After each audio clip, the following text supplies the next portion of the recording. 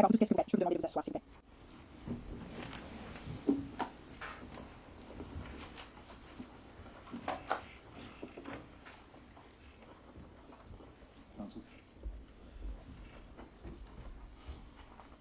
Merci. Bonjour, Monsieur Hildebrand. Je voudrais commencer par parler de Saraya. Vous l'appelez régulièrement votre femme. Est-ce que ça vous dérange si je l'appelle par son prénom? Oui.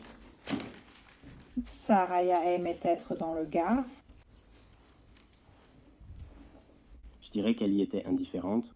D'accord. Elle aimait son travail chez Bread and Birth. Indifférente à cela, certains jours lui plaisaient, d'autres non. Elle avait des amis proches. Oui.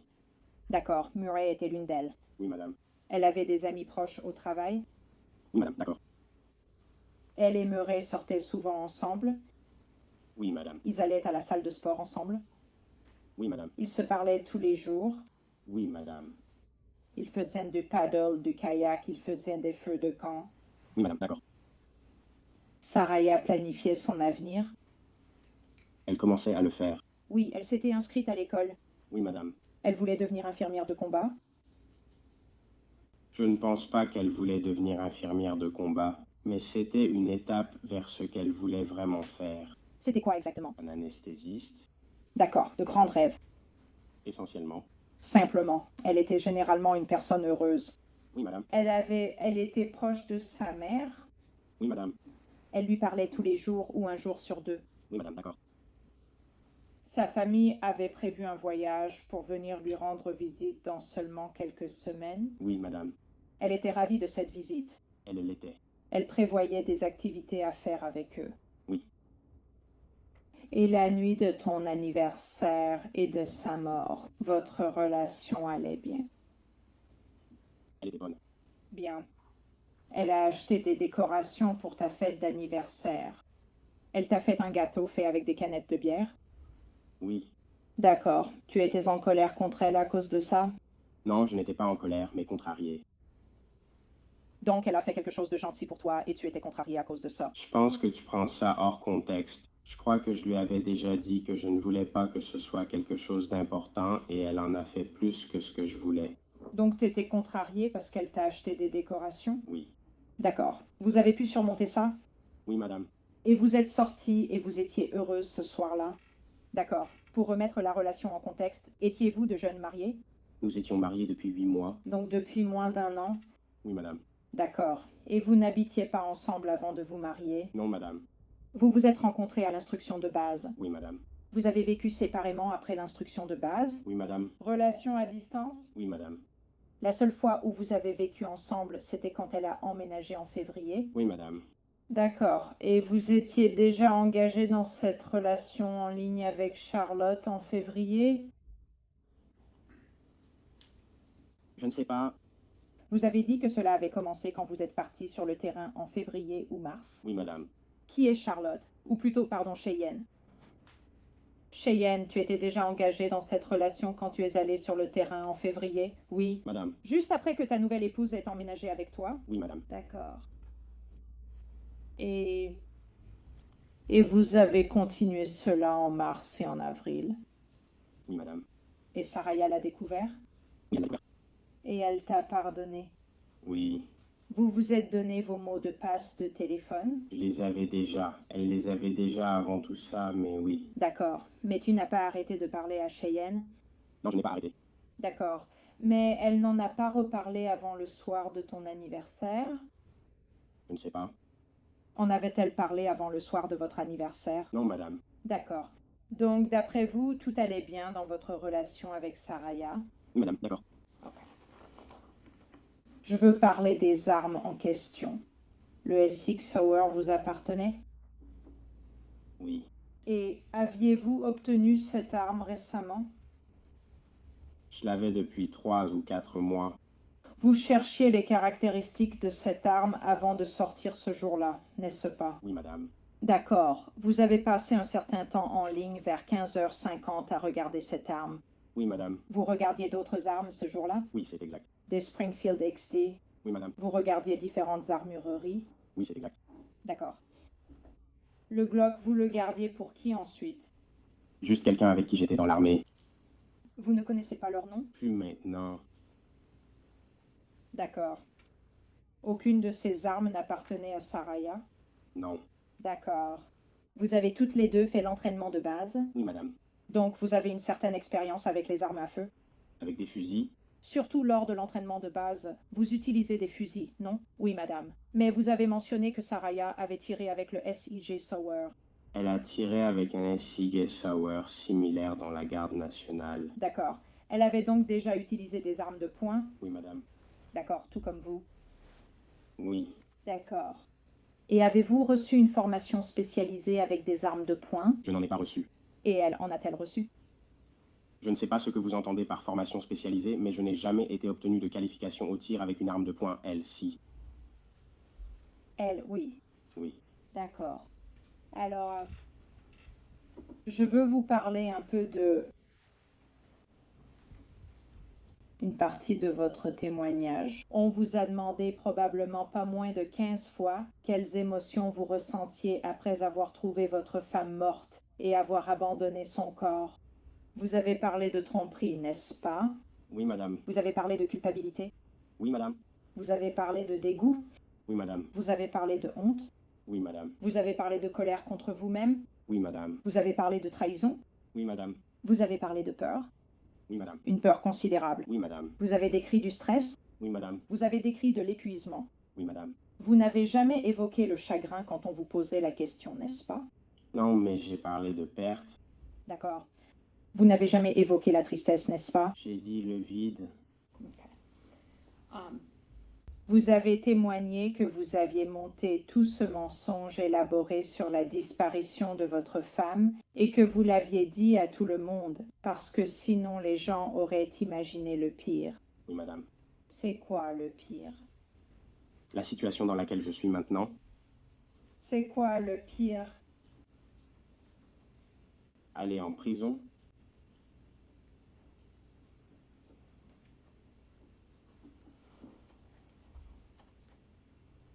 Il penserait que vous avez tué votre femme. Oui. Et vous avez témoigné qu'après, vous étiez sous l'effet de la loi, essentiellement. Vous n'avez aucun souvenir de la soirée. Oui. D'accord. Cette arme est très bruyante au tir. Vous pouvez répéter? Cette arme fait vraiment beaucoup de bruit quand on tire. Je veux dire, pour une personne normale, oui. D'accord.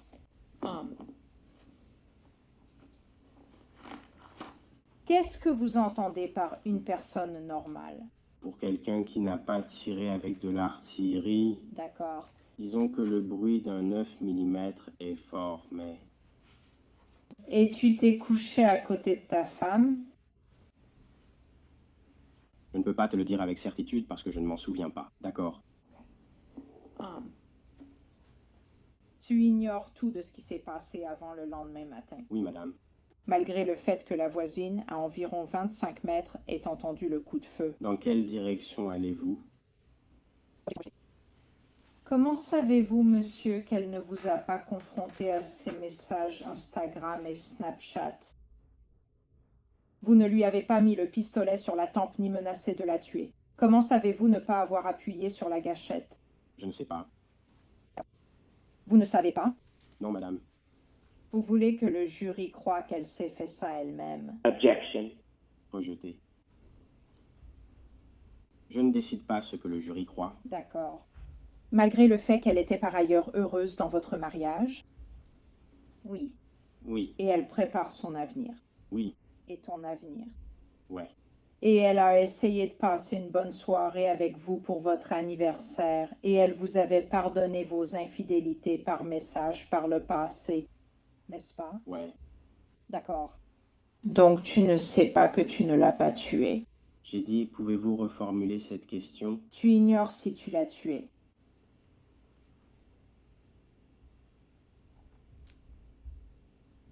Je ne suis pas sûr d'avoir répondu à ça. Il y a beaucoup de négations dans cette question. C'est juste compliqué. Savez-vous si vous avez appuyé sur la gâchette, monsieur? Je ne sais pas. D'accord. Cette nuit-là, Saraya n'était pas ivre? Je ne me souviens pas de grand-chose de cette nuit-là, d'accord? Seriez-vous d'accord pour dire que, jusqu'à la partie dont vous vous souvenez, elle était la moins ivre de votre groupe? Qui? Elle ou quelqu'un d'autre qui était avec nous, c'est ça? Qui est cette personne? Soyons précis. Un de mes amis, Zach, d'accord? Elle et Zach étaient des plus sobres. Oui, madame. D'accord. Et Saraya s'occupait-elle de vous? D'après ce qu'on m'a dit, oui. D'accord. Vous souvenez-vous de l'aide qu'elle vous a apportée pour aller jusqu'à la lampe à gaz? Non, je ne m'en souviens pas. Tu te rappelles qu'elle t'a aidé à monter dans l'Uber Non, je ne m'en souviens pas. et à entrer dans la maison? Non, je ne m'en souviens pas.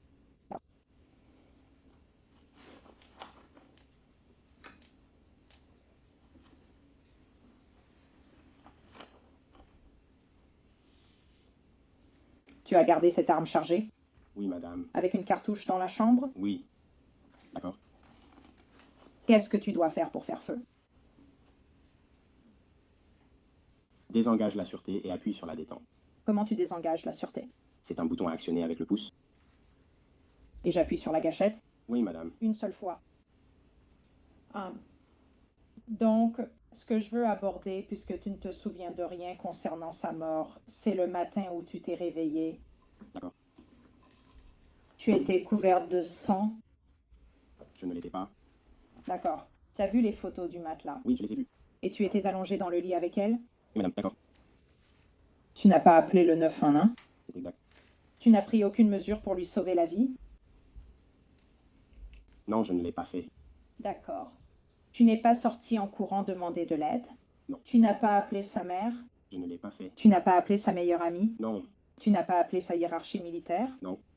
Tu as commencé à réfléchir à la façon de te protéger.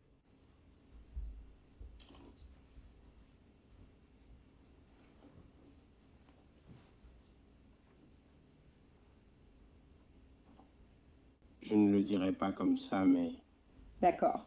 Tu as commencé à planifier comment te débarrasser de son corps. j'ai commencé à planifier ce que j'allais faire ensuite, d'accord? Et la première chose que tu as faite, c'est que tu es allé sur la page d'accueil de l'Alaska Bush Company, n'est-ce pas? Je ne me souviens pas l'avoir fait. Tu cherchais un autre alibi ou une excuse potentielle, une autre chose sur laquelle tu pourrais rejeter la faute de sa mort? Je ne peux pas dire ce qui me passait par la tête, car je ne me souviens pas l'avoir cherché. Tu as cherché l'itinéraire vers le magasin Castle Mega avant de lui envoyer un message pour qu'elle aille au travail? Oui. Madame, Pourquoi as-tu fait ça? je ne peux pas vraiment te dire parce que je ne m'en souviens pas. D'accord. Encore une fois, est-ce que tu prévoyais une autre excuse possible pour ce qui lui était arrivé? À ce moment-là, je n'avais pas encore de plan. Tu as commencé à planifier en lui envoyant un message pour qu'elle aille au travail. Oui, madame. Et tu as envoyé un message à Nadia Jones, sa responsable directe. Oui, madame. Tu lui as dit qu'elle avait une intoxication alimentaire et tu as envoyé un message en te faisant passer pour Saraya. Oui, madame. Tu lui as dit qu'elle avait une intoxication alimentaire Oui. et que tu lui as dit qu'elle ne viendrait pas travailler aujourd'hui. Oui, madame. Et elle vous a dit d'appeler Craig ou d'envoyer un message à Craig. Je crois que oui, d'accord. Et vous ne saviez pas que Saraya avait enregistré le numéro de Craig dans son téléphone sous un autre nom? Non, je ne le savais pas. D'accord, donc tu n'as ni appelé ni envoyé de message à Craig. C'est ça. Quelle a été la première chose que tu as faite pour nettoyer son corps?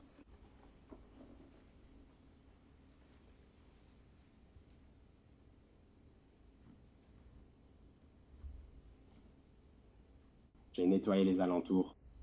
Ça veut dire le sol. J'ai nettoyé ce qu'il y avait autour dans la chambre, le sol. Quand as-tu découvert l'arme? Ça aurait été après que j'ai vu que ma femme était morte d'une blessure par balle. Tu n'as pas dit lors de l'interrogatoire principal. Où était-elle? Tu te souviens? Non, je ne m'en souviens pas. Tu ne peux même pas dire au jury que c'était près d'elle? Je ne peux pas. C'était dans la salle de bain? Je ne sais pas. C'était par terre? Je ne sais pas. C'était sur la table de la salle à manger? Je ne sais pas. Vous vous souvenez de l'avoir trouvée décédée, mais vous ne vous souvenez pas où vous avez trouvé l'arme? Oui. D'accord. Avez-vous nettoyé l'arme? Je ne sais pas. Eh bien, l'auriez-vous fait tout de suite ce matin-là? Vous avez dit je ne sais pas. Donc moi. Donc, la première chose que vous avez faite, c'est de nettoyer les zones autour. Cela veut dire le sol? Ce n'était pas ma première action, mais quand j'ai commencé à nettoyer, j'ai d'abord nettoyé la zone autour. Vous avez déplacé son corps au moins 2 fois sur le lit, n'est-ce pas? 2 fois, oui, madame. D'accord. Mais vous avez d'abord nettoyé le sol. Qu'est-ce que vous avez utilisé pour nettoyer le sol? Une shampooineuse. D'accord. Et c'était avant ou après que vous soyez allé chez Fred Myers? Pendant, parce que j'ai fait plusieurs allers-retours. D'accord. Après la première fois, Entre la deuxième et la troisième fois, je crois. D'accord. Donc après que vous soyez allé au Brown Jug. oui, D'accord. Ce n'est qu'après votre passage au Brown Jug que vous avez commencé à nettoyer. oui, d'accord. Mais tu as supprimé les photos sur son téléphone avant même d'aller chez Fred Myers? Oui, Madame, d'accord. Vous avez supprimé les photos sur son téléphone à 11h30? oui, madame. D'accord. Et pourquoi les avez-vous supprimées? Elles sont embarrassantes. Est-ce parce qu'elles montrent un mobile? Parce qu'elles sont embarrassantes. D'accord. Ces photos pourraient-elles aussi donner à quelqu'un une raison de vous soupçonner de son meurtre?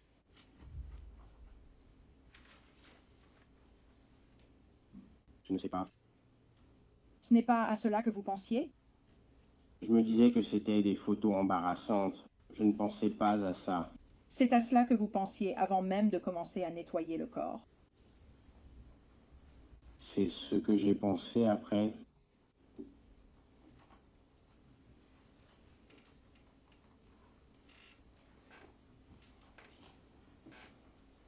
C'est ce que j'ai pensé après avoir trouvé son corps. Tu trouvais ces photos embarrassantes. Et c'est aussi quelque chose que quelqu'un pourrait regarder et dire que c'était un mobile pour la tuer. N'est-ce pas? Je ne pense pas. Je suis désolé. Objection rejetée. Je ne considère pas cela comme un mobile. Eh bien, vous avez témoigné que, vous savez, vous deviez vous débarrasser du corps et que vous ne pouviez en parler à personne parce que les gens supposeraient le pire. Le pire, c'est que vous avez dit pouvoir avoir des ennuis à cause de ça. Oui, d'accord. Donc, vous supprimez les photos à 11h30. Vous allez chez Fred Myers à 12h26, c'est bien ça? C'est ça. Vous allez chez Brown Jug. Correct. Tu envoies un message à ton père.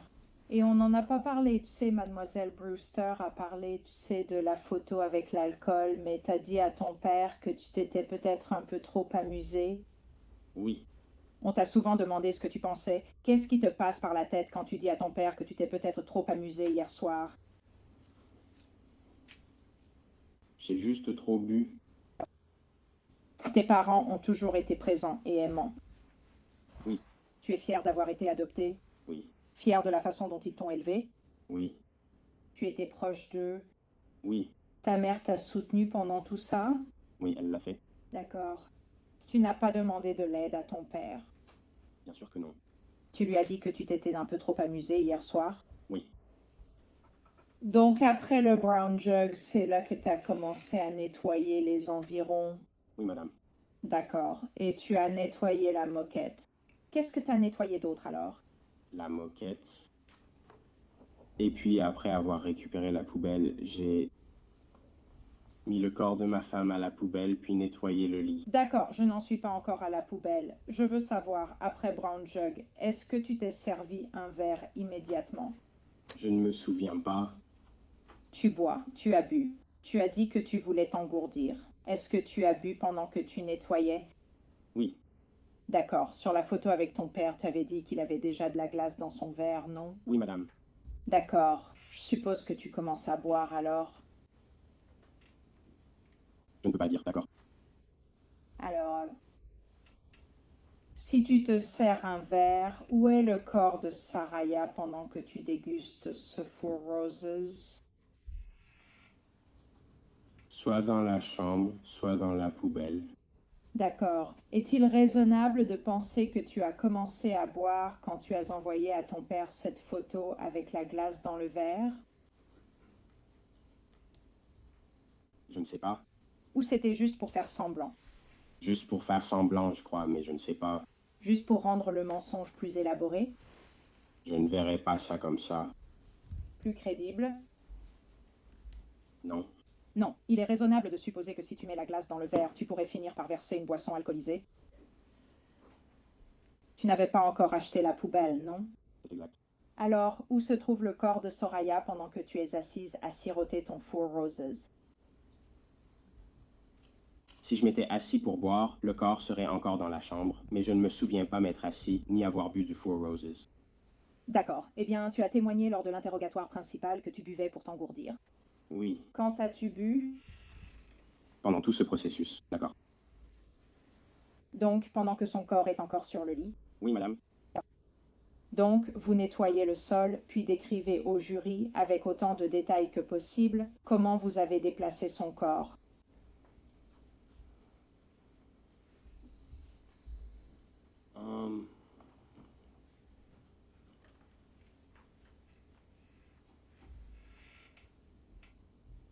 Je me souviens que je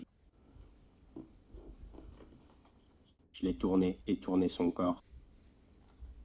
Et puis j'ai commencé à réussir à la mettre dans la poubelle, les pieds en premier. Comment as-tu réussi à la mettre les pieds en premier? As-tu fait rouler la poubelle jusqu'à la chambre ou l'as-tu portée dehors? Je l'ai roulée jusque dans la chambre. D'accord. Comment fais-tu pour la mettre les pieds en premier? Tu la prends où? Je l'ai traînée jusque dans la poubelle. La poubelle est haute comme ça, non? Ouais. Et le lit est 2 ou 3 pieds plus bas. Tu la tires par les jambes? Oui, madame. D'accord. Et tu l'as mise dans la poubelle? Oui, madame. Est-ce que tu dois soulever le poids de son corps? Pas directement. Juste la traîner.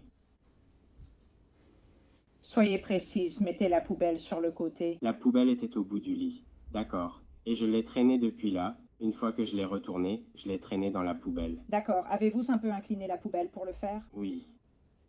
D'accord. Et ensuite, vous avez jeté les draps et les oreillers ensanglantés sur elle? Oui, madame. D'accord. Et ensuite, tu vas acheter un surmatelas? Oui, madame.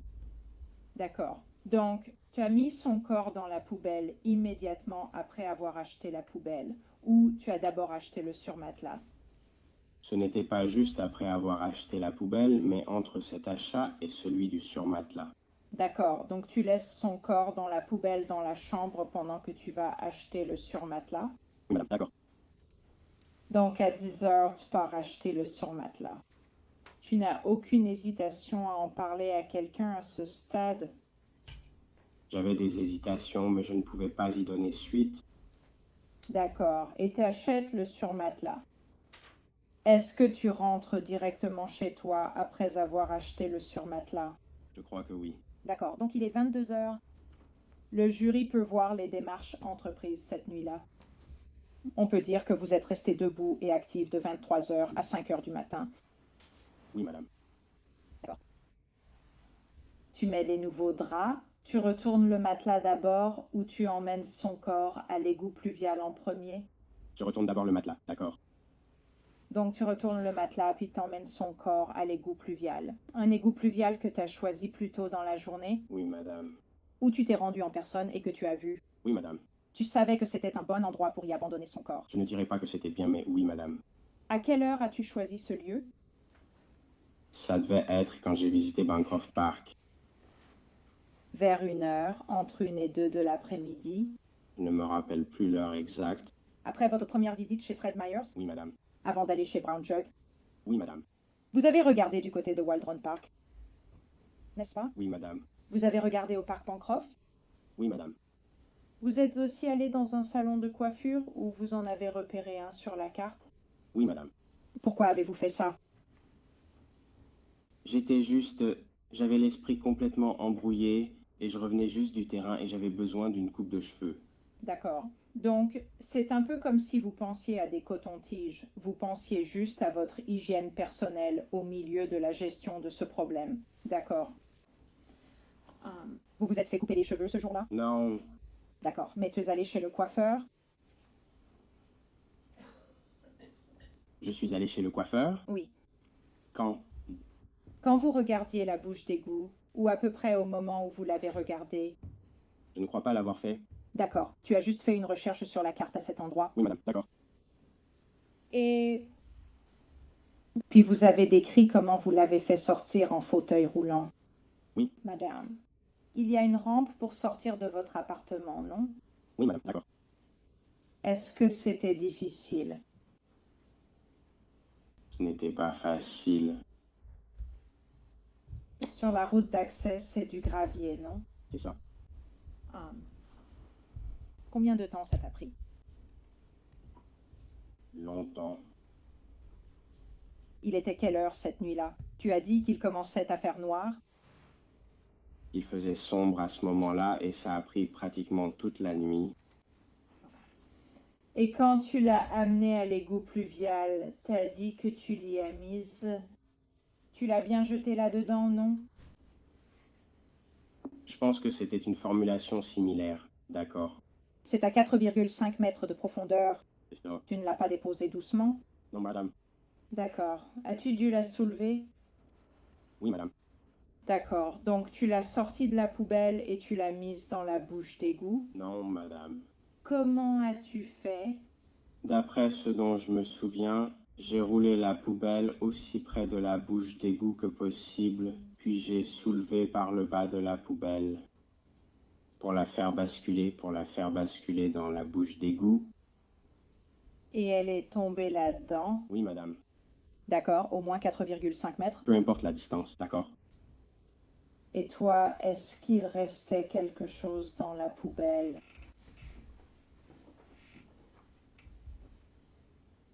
J'avais sorti les draps et les oreillers avant de jeter ma femme dans l'égout pluvial. D'accord. Alors, Et quand tu as jeté Soraya dans la bouche d'égout, tu as mis les oreillers et les draps par-dessus elle. oui, madame. C'était pour la cacher ou juste pour te débarrasser de la literie, ou les deux? Je comptais brûler la literie, d'où l'odeur d'essence. Oui. Mais j'ai décidé de tout jeter dans la bouche d'égout. D'accord. Et tu as décidé de ne pas le brûler parce que le feu fait de la fumée, c'est ça? Oui, madame. Et la fumée attire l'attention? Oui, madame. D'accord, donc tu es assez consciente pour penser à ce genre de choses. Et tu les as jetés dans l'égout pluvial. Il y avait une paire de gants. Est-ce que tu les as portés? Oui, je les ai portés. D'accord, c'était tes gants? L'une des paires que j'avais. Oui, à quel moment as-tu pris la décision délibérée de les mettre? Pendant tout le processus. D'accord. Et tu as dit que tu avais choisi cette sortie parce qu'il n'y avait pas de caméra. Oui, madame, d'accord. Tu as aussi parlé d'être dans un état d'engourdissement émotionnel à ce moment-là, n'est-ce pas? Oui, madame, d'accord. Mais tu n'étais pas assez engourdi pour ne pas remarquer l'emplacement des caméras. J'avais vécu assez longtemps dans l'immeuble pour savoir où étaient les caméras. D'accord. Et tu as délibérément choisi un endroit où il n'y avait pas de caméra. Oui, madame. D'accord, donc c'était une pensée consciente qui t'a traversé l'esprit quand tu as fait ça. Oui, madame. D'accord. Et tu as porté des gants Oui, madame. pour dissimuler ton identité. Non. Tu ne voulais pas le toucher car c'était dégoûtant? Oui. Tu as une meilleure prise avec des gants? Pas forcément. Ah.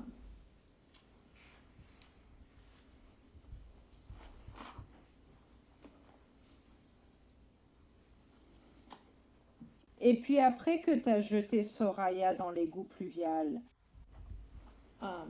tu as fait un peu de shopping en ligne, n'est-ce pas?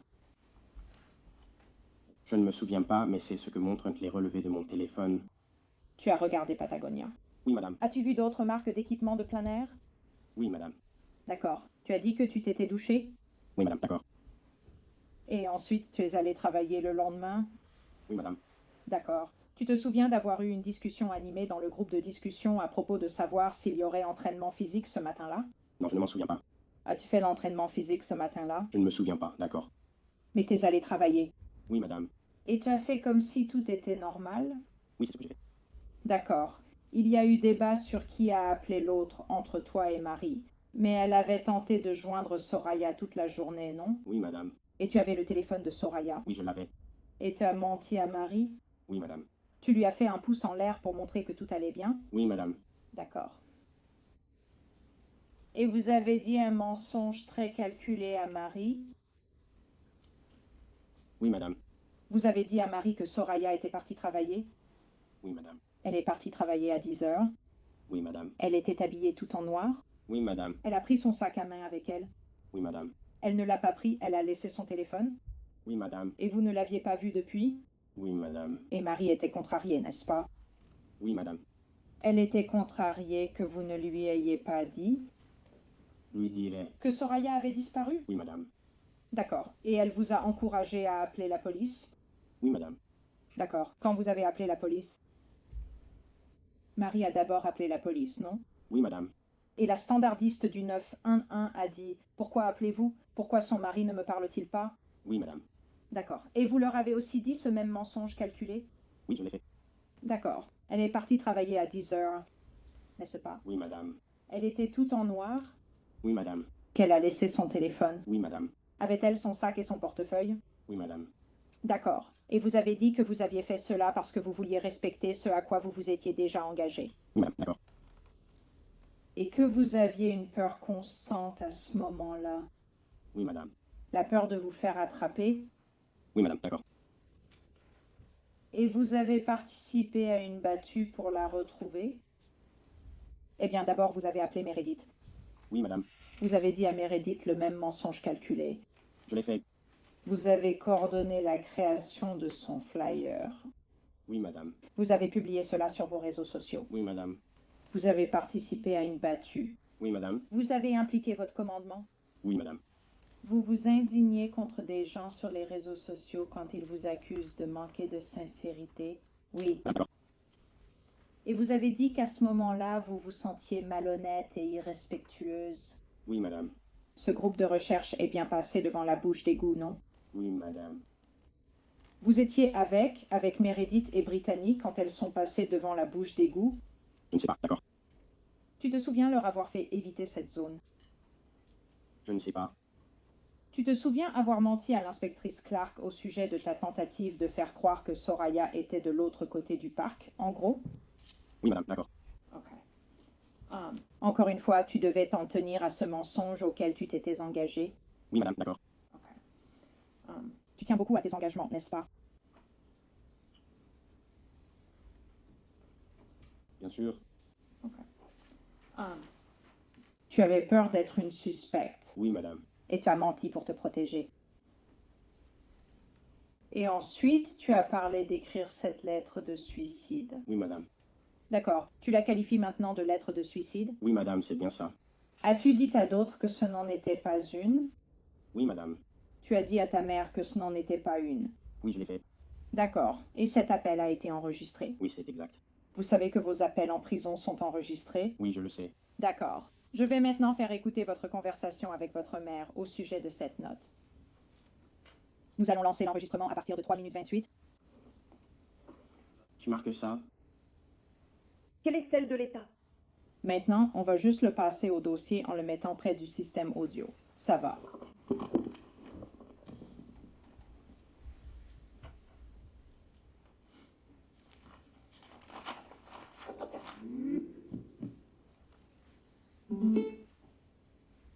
Pendant qu'elle prépare ça, quel jour as-tu écrit cette note? Quelque part entre le 7 et le 9, d'accord. Quand on t'avait demandé d'aller vivre à la caserne ou sur la base, c'est bien ça? Oui, madame. D'accord. Et tu savais que l'enquêtrice Clark ne te croyait pas à cause du téléphone portable? Elle ne me croyait pas à propos de quoi? Elle ne te croyait pas quand tu disais que Soraya avait disparu? Ou tu pensais qu'il te croyait? Je ne sais pas. Je ne peux pas te dire ce que je pensais qu'il pensait. Mais tu savais que la police enquêtait. Oui, je le savais. Et tu savais qu'il te posait des questions difficiles. Oui, je le savais. Et ces questions difficiles sont par exemple: comment a-t-elle pu envoyer un message au travail si vous aviez son téléphone? Oui, madame. En fait, vous avez même cherché sur Google le 8 comment créer un raccourci de texte depuis un iPhone, n'est-ce pas? Oui. Madame. pour que vous puissiez encore une fois perpétuer ce mensonge auprès de la détective Lee et de la détective Elby. Oui, Madame. Donc, entre le 7 et le 8, vous avez écrit cette note. oui, madame. D'accord. Vous teniez le Sig Sawyer en le faisant. Il était sur ma cuisse. D'accord. Ensuite, vous l'avez mis dans les coussins du canapé. Oui. Madame. Allez-y. Dans mon appartement, ils ont trouvé un mot qui disait genre si je ne partais pas, et j'ai juste écrit que si je me retrouvais ici, il faudrait s'occuper des chiens. Et quand je disais ici, je voulais dire en prison, pas ça. Morte. Donc, ça ressemblait à une lettre de suicide.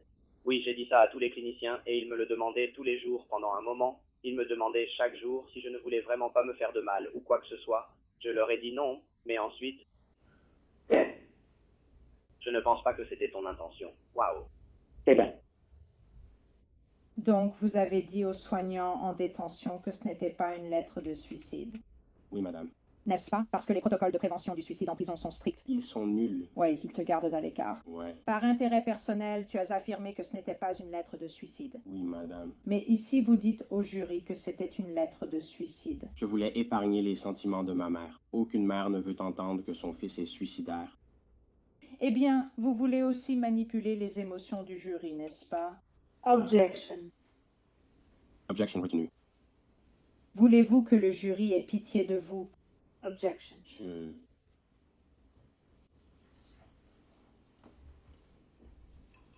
Je veux que le jury utilise...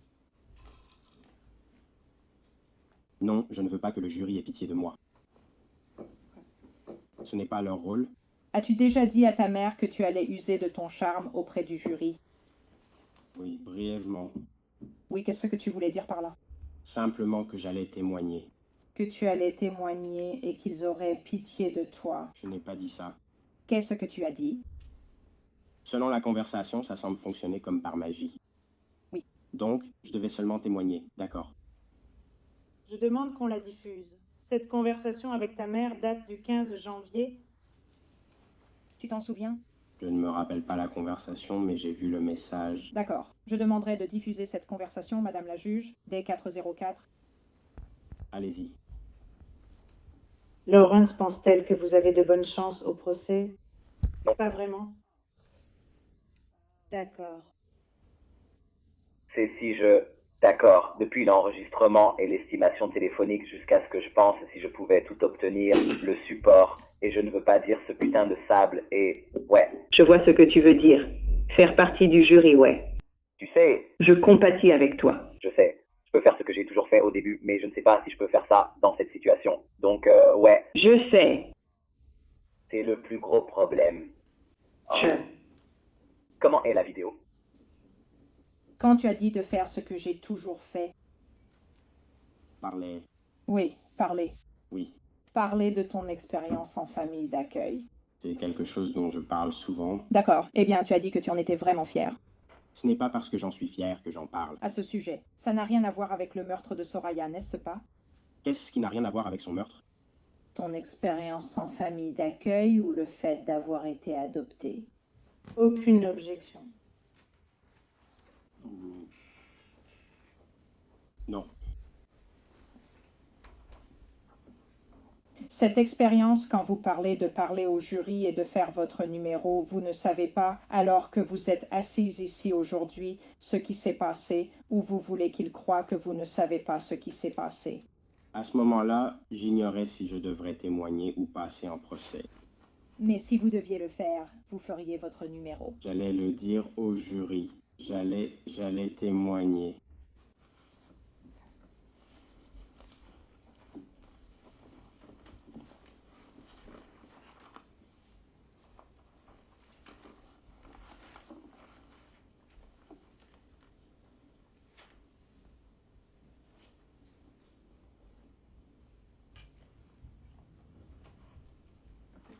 Je veux juste clarifier quelques petites choses. Tu ne te souviens pas où tu as trouvé l'arme? Non, madame. Tu ne sais plus si tu l'as nettoyée? Oui, madame. Ou bien tu l'as nettoyée? Je ne me souviens pas si je l'ai nettoyé ou pas. D'accord. Tu n'as aucun souvenir après votre passage à Willow Walk? Non, madame, aucun. Soraya n'était pas suicidaire. Elle ne l'était pas. Elle se préparait pour son avenir. Oui, madame. Elle était heureuse en général. Oui, madame. Votre relation était bonne. C'est vrai. Elle avait surmonté le fait que tu envoyais des messages à Cheyenne par le passé. Oui, madame. Et tu as menti à chaque personne à ce sujet jusqu'à ce procès. Oui, madame. Et tu as dit à ta mère que tu allais témoigner et faire jouer ton charme? Oui, madame. D'accord. Je pense que c'est tout ce que j'ai. Merci.